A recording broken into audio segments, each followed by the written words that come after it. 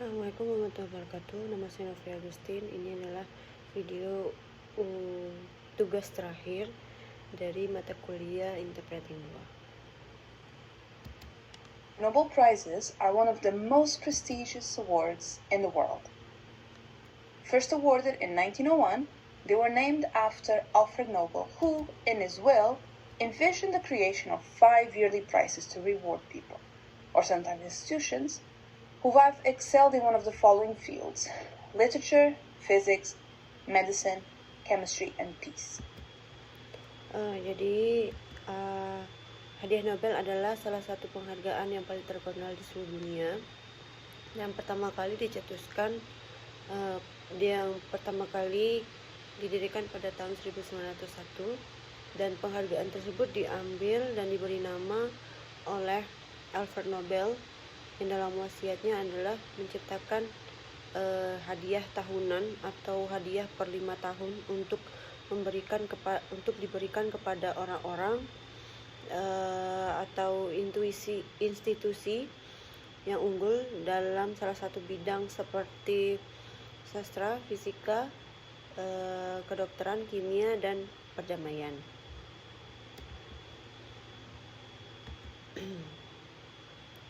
For more than 100 years, the academies, institutes, and committees responsible for presenting the different Nobel Prizes have been rewarding new laureates every year. Each laureate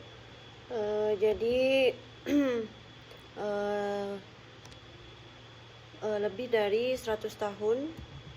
Jadi lebih dari 100 tahun ini, akademi, institut, dan komite yang bertanggung jawab untuk mempersembahkan hadiah Nobel telah diberikan penghargaan kepada pemenang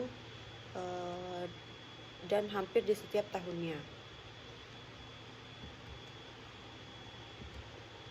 Laureates, in addition to having their work recognized all across the world, receives a gold medal, a diploma, and, most importantly for the purpose of this speech, a monetary award of 10 million Swedish crowns. In case you're wondering, that's almost $1 million. Jadi setiap pemenang, selain karyanya diakui di seluruh dunia, juga pemenang bisa mendapatkan medali emas dan diploma, dan yang paling penting untuk tujuan pidato ini adalah penghargaan ini mendapatkan uang sebesar 10 juta mahkota Swedia, jadi hampir $1 juta.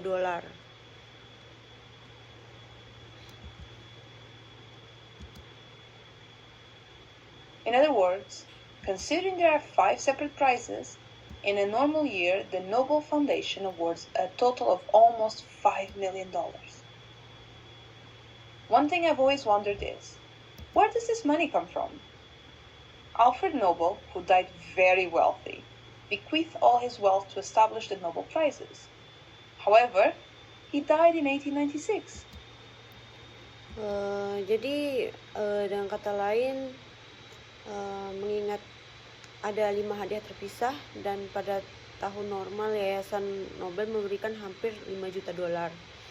Jadi yang buat saya penasaran itu adalah dari mana uang ini berasal. Jadi Alfred Nobel itu meninggal dalam keadaan sangat kaya raya, dan semua harta warisannya itu digunakan untuk mendirikan hadiah Nobel ini. Tapi dia meninggal pada tahun 1896.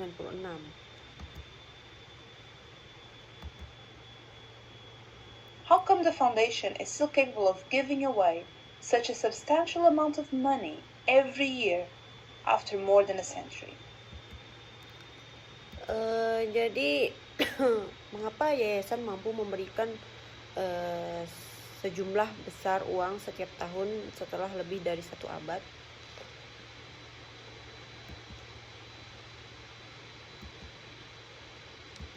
So, let's get back to the start. Alfred Nobel was a Swedish scientist and businessman who made his fortune after inventing the dynamite. When he died, His family was expecting to inherit the entirety of his estate. However, reality was about to hit them hard in the face. Jadi kembali kita ke awal. Jadi Alfred Nobel adalah seorang ilmuwan dan pengusaha di Swedia, dan dia mendapatkan kekayaan itu berasal dari dia membuat bom atau dinamit.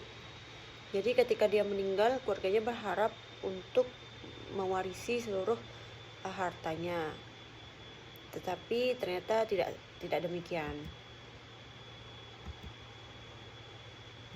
In his will, rather than transferring his incredible wealth to his family, Alfred Nobel decided to give it to a soon-to-be-created foundation that would become responsible for investing the bulk of his assets in quote-unquote safe securities.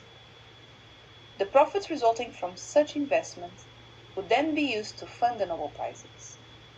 As you can imagine, his family members weren't too pleased with this decision. Jadi dalam surat wasiatnya, alih-alih mentransfer kekayaan yang luar biasa kepada keluarganya, tetapi Alfred malah memutuskan untuk memberikan semua hartanya kepada yayasan yang akan didirikan dan akan bertanggung jawab untuk menginvestasikan sebagian besar asetnya ke dalam sesuatu yang aman gitu. Jadi keuntungan yang dihasilkan dari investasi tersebut kemudian akan digunakan untuk mendanai hadiah Nobel tersebut. Seperti yang kita lihat, keluarga dari Alfred Nobel ini tidak senang dengan keputusan tersebut.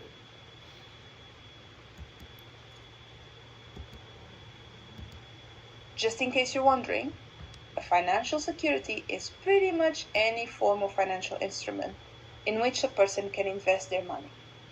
For instance, when you invest in the stock market, you are allocating your money to a financial security of some sort with the expectation of getting a financial return on your investment. Now, I'm not exactly a specialist in finance, so I won't go into detail here. But to sum up, the Nobel Foundation continues to be able to pay such large sums of money thanks to the profits resulting from the investments made with Alfred Nobel's inheritance. Jadi jika misal bertanya kemana keamanan finansial adalah, jadi keamanan finansial adalah sebuah bentuk instrumen keuangan yang dimana seorang dapat menginvestasikan keuangannya. Misal ketika kamu berinvestasi di pasar saham, Anda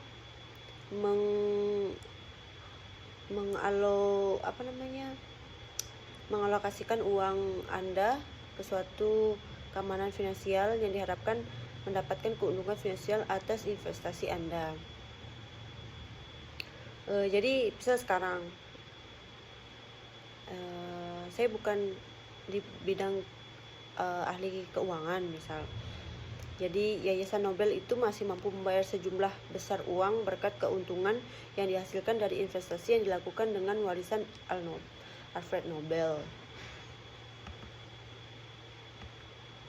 Currently, their portfolio consists mostly of stocks.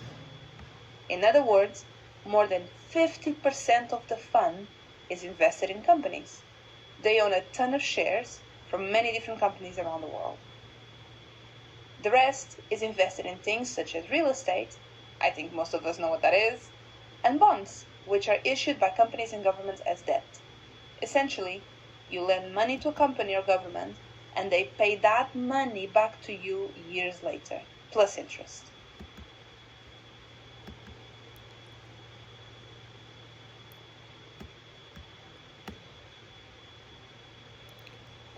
Jadi sebenarnya saat ini portofolio mereka sebagai besar terdiri dari saham.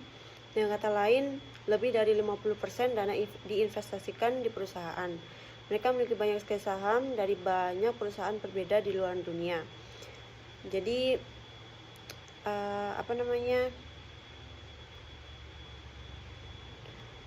jadi banyak sekali sisa yang diinvestasikan dalam hal tersebut dan oleh perusahaan dan pemerintah sebagai hutang. Misal gini,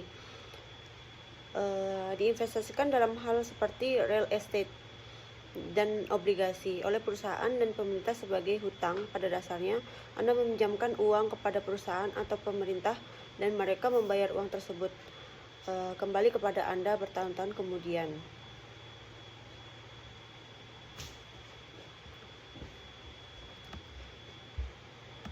Alfred Nobel left the foundation a tremendous fortune. But if they had not invested that fortune, the money wouldn't have lasted more than a few decades. It's simply too much money being awarded every year, and more than 100 years of inflation would have completely eroded the value of his estate. Jadi Alfred Nobel mewariskan kekayaannya sangat besar kepada yayasan. Namun jika mereka tidak menginvestasikan kekayaan tersebut, uang tersebut tidak akan bertahan lebih dari beberapa dekade.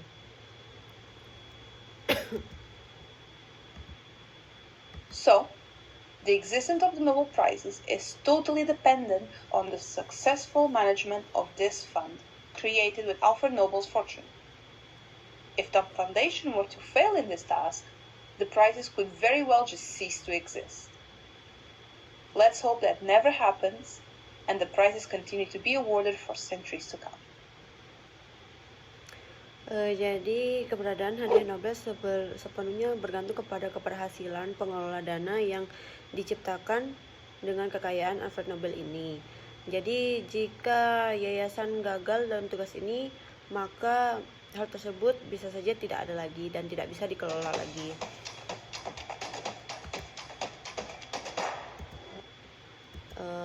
Jadi semoga saja hal itu tidak pernah terjadi dan hadiahnya terus diberikan selama diberikan sampai berabad-abad kemudian. Terima kasih.